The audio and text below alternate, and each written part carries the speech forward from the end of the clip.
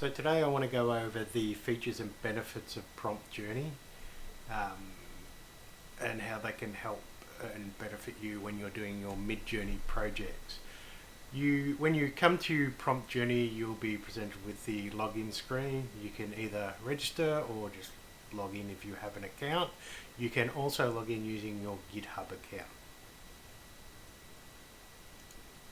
So after you've logged into PromptJourney, you'll be able to see the PromptJourney application itself. It's broken up into multiple sections. We have the main section at the top here, which is called your main prompt. You have a section down here called the prompt or text prompt, and then you have the parameters lists, which are basically all the parameters that you can find in MidJourney. Let's start by creating a prompt itself. So if we paste in this, we've created a prompt called young mid-20s girl walking in field. Now as you'll notice in the prompt here, we have also a representation of the same prompt in the main prompt as well. We can add things like say aspect ratio. And as you can see, the prompt itself has no aspect ratio, but the main prompt does. We can add, say, chaos in here as well, and maybe stylize of 900.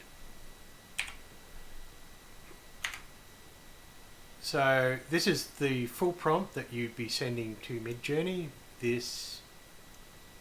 But this is just the text version, the text elements of the prompt itself. So that makes it clear for you to understand the prompt you're actually working on, as opposed to actually seeing it with all its aspect ratio, and makes it confusing. So let's see how this would actually be rendered in MidJourney. So we take this and we paste it into here. Now the prompt that we actually copied actually has the Imagine prompt on it, so all you have to do is paste it in and press return, and it's immediately start rendering. So while that's bubbling away, you'll notice that we have a copy of the prompt itself up here. This is a history of the previous versions of the prompt that you've actually done. So if we were to, say, take this chaos away and copy it again, and maybe then take the stylized away and tab out and copy again, if you scroll up or hit the up arrows and down arrows, you can go through the previous versions of the prompts that you actually done, or you can hit the show history and it'll show you all the past versions of the prompts that you've created. Another thing you can actually do is let's remove the aspect ratio. There's also shortcut keys to most of the parameters that you actually want to get access to. I will state that these may work depending on your operating system, your browser, or any plugins you actually have in your browser. As an example is Control Alt T for me. Actually opens a terminal window, which is probably not helpful, but in Chrome it works for me. So it's a variation on which browser, operating system, or plugins you're actually using. That being said, aspect ratio works for me, so if I can do Control Alt A, I can select the aspect ratio. I can do Control Alt C, set the chaos. And I'm not sure if style works. Control Alt S, no, style doesn't. Actually, style is T, which is terminal. No. Okay, so that's fine. That's that bit.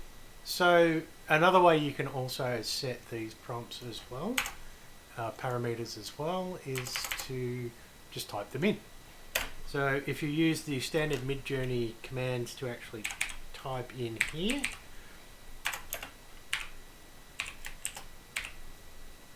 it will immediately set the parameter for you and remove it from your actual prompt area, keeping this area clean.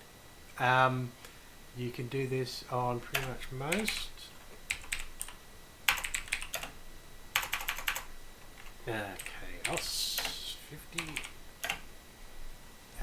The only one that's different for these is the no prompt. That requires quotation marks around text that are longer than 1 word long. So if I do, say, tree, this is fine. As you can see, no gets set to tree, but if we remove tree and say add, we want to have trees and bushes, you'll need to put in no, quote, trees and bushes, bush, quote, space, and you'll see that it has the entire sentence. That pretty much covers the prompting and that sort of stuff. So another interesting aspect of PromptJourney is suffix and images. So in PromptJourney you can say set a aspect ratio, maybe a chaos of 90, and a no of trees, and you can then add this to the suffix. This will then allow you to say add the prompt,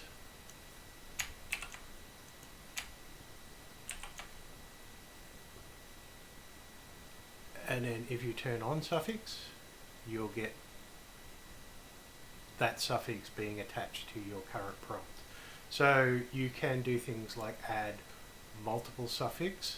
So if we remove this, so do aspect ratio of 2:3, chaos of 50, so add that to the aspect ratio, maybe put our prompt back.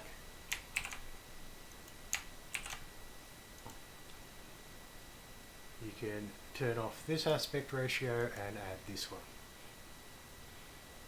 You can also run multiple aspect ratios at the same time, though in a situation like this, this would be not good. But let's say we remove this one and we create a new one. And we create 3 new suffix.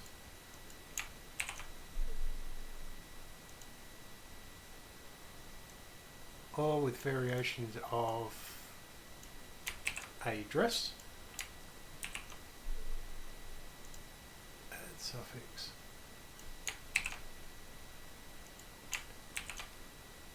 we can then create prompts with variations. So we've got a girl walking in a field in a white dress. Let me remove this one first. In a white dress, or we can have a green dress, or we can have a blue dress. So let's utilize these. So if we have a yellow dress, we copy this and we go to MidJourney, paste in, enter, enter. Green dress, maybe a green dress, so copy this field, B,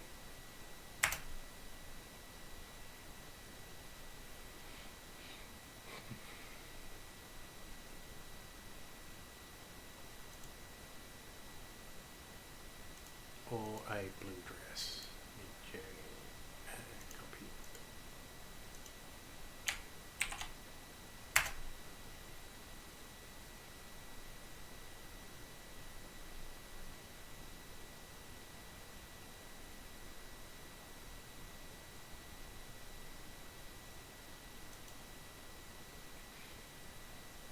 So you can do variations on different types of themes based on different suffixes, which are easily changeable. I find this much better than using the MidJourney's suffix, as it's a lot harder to actually maintain. But if you wanted to use it, use any of these in the MidJourney suffix, you can copy and go to MidJourney and go preface suffix and just paste it in. The other aspect is if you're doing character generation, where you actually want to use multiple external images. So I've uploaded some images to MidJourney, and I've got the links for them here. So if I add these links, add one, two,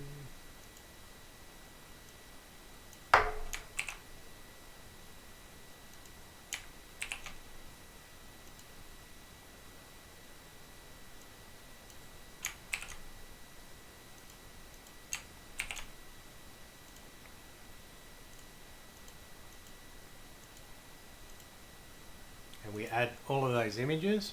As you can see, it now gets added as part of the prompt, but our text prompt is still the same. We can actually change that to green, make it a yellow dress, I think, and we can then copy this prompt, go to MidJourney and remove this, paste this,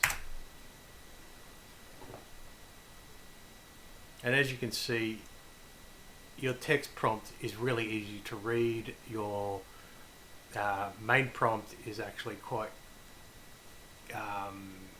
encumbersome because now you've got so many of those images in there. So this gives a clearer understanding of what you're actually seeing. It's pretty much most of what PromptJourney actually does. It's really just a tool to assist you in basically keeping a running history and giving you variations on the way that you can add suffixes, images and prompts. So enjoy using PromptJourney. Thank you very much for watching.